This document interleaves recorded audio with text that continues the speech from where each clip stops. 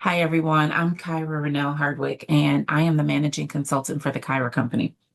It is a fine Tuesday morning in Houston, Texas, where our headquarters is for the Kyra Company. It's also the same place that we host our headquarters for Imagine Excellence, which is our nonprofit organization focused on evolving the lives of youth, focused through leadership, showing them the channels of STEAM.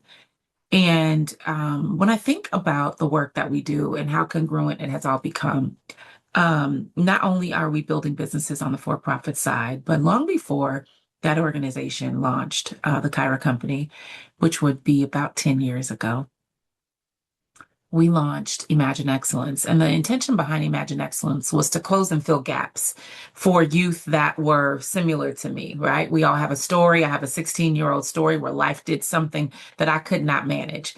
And as a result of not being able to manage, I found some ways to cope and or some ways to avoid coping. And so we all have stories and moments of challenge that we hit that pivot us along our journey to think and to believe different. And the blessing for me in that is that not too long after that moment where I thought that suicide was my exit, that I was awakened to a moment, and I can only say that God came and saw about me specifically. But as we continue to move, so for the last almost 16 years, Imagine Excellence has been doing the work it's been doing.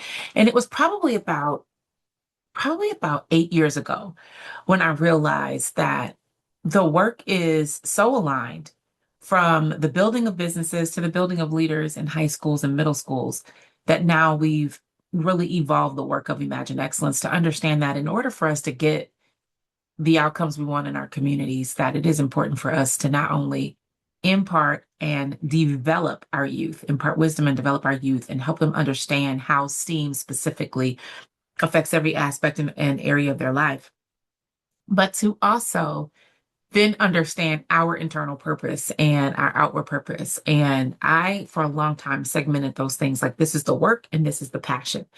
And I'm excited about the fact that it was through client work, some work that I did um, in a very rural city in Arkansas that brought that together for me, where I leveraged the brilliance of my nonprofit world and the brilliance of my for-profit world, and together was able to do something very special for a client. And then I understood then how my worlds collided. Sometimes you need a mirror.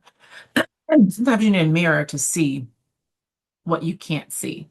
And so the intention behind this conversation today is for us to slow down and take a look in the mirror, right? And so we've built things, we've designed things, we're part of organizations, we are partnering with people, we are doing great work. And this is to assume that you're on this channel watching this video because you are in some way a smart CEO and you are in some way associating yourself with being successful and or the journey of success. And I don't think we ever arrive. I don't. I think that we'll forever be on this quest and this journey, and that is what makes this a remarkable place to be. And so today, I really want to emphasize the importance of understanding that succession is the most important part of your success plan.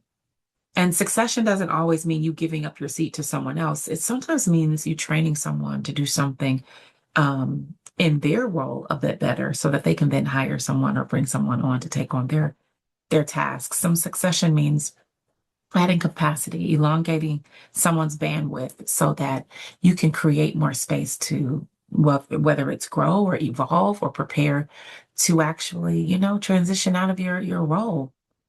And if you're sitting in this seat, this conversation is just as relevant for my corporate colleagues that we do executive coaching for through the Smart Professional that sit in their seats for 20 years or sit in their seats for 10 and realize that they'd like to do something else, but they've not taken the time to look around to see who else can join them on the journey. And so as we think about succession in a variety of different ways, I want you to think about what it's like to be that person that's being nurtured and groomed and educated and guided by you. You're an expert. You're brilliant. You know the things you know, and you do the things you do very well. And you've received the awards, right? You've received some accolades. People know you for your journey. What would it look like if you stopped or paused or tapped someone on the shoulder and said, "Why don't you come along with me?" What would that look like? And I think there's a question there we can answer. And so I'm going to just challenge you now as you think about what succession looks like in your world and whether or not you can successfully incorporate the journey of succession as you grow. And I think that makes it better. It's more palatable. There's not this big event when you decide you'd like to do something else altogether with your organizations. So this message is for leaders that are sitting in seats of command, sitting in seats of authority, and sitting in seats of ownership that should be thinking about what's next and not worried about who is going to take that next step and to ride in your car next to you in your passenger seat to learn this journey. Let's start today by tapping our brilliant leaders on the shoulder. Let's start today by nurturing and mentoring individuals along the way. Let's start today by deepening our relationships so that we can find out who it is that can become a part of your journey. Sometimes it's not the folks that you think that will be a part of your journey. Sometimes it's someone external, someone that has been in this world for a long time, that has one more great 10-year stint worth of energy that can come in and blow out your results and literally create the greatest partnership inside your organization that you weren't expecting. So I just want you to think about that. And so, as a nonprofit leader, as a for-profit leader, as a leader in general, it is important for us to always be thinking about the success of our succession strategy.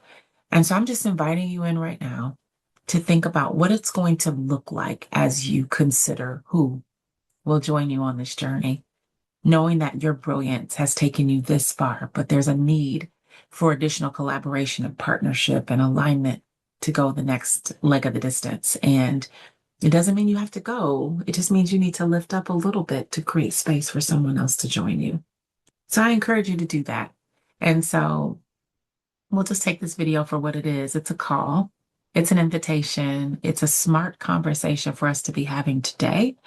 And I'm excited to just take it with you, right? I'm in the midst of my journey, my work. This is not an official podcast video. I'm literally sipping my morning coffee.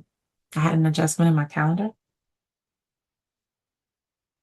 And my mug says inspire. So today, I hope this conversation has inspired you and that you take this calm, slow moment to think about who's going to join you on your journey. All right? So don't be selfish. Grow together. Create more space. Create more opportunity. It's in your hands. Let's succeed with success by starting early, starting today, considering what's possible so we can help others grow. Let's pull the folks up behind us. Let's grab some hands of the people walking beside us and invite them on the journey with us. It's great to be great, but it's even greater to create others that can join you on this journey and be great alongside you. All right? Think about that. All right, I'm Kyra Renel. I'm a managing consultant for the Kyra Company, the CEO, the smart CEO, you know, and I'm also the executive director of Imagine Excellence.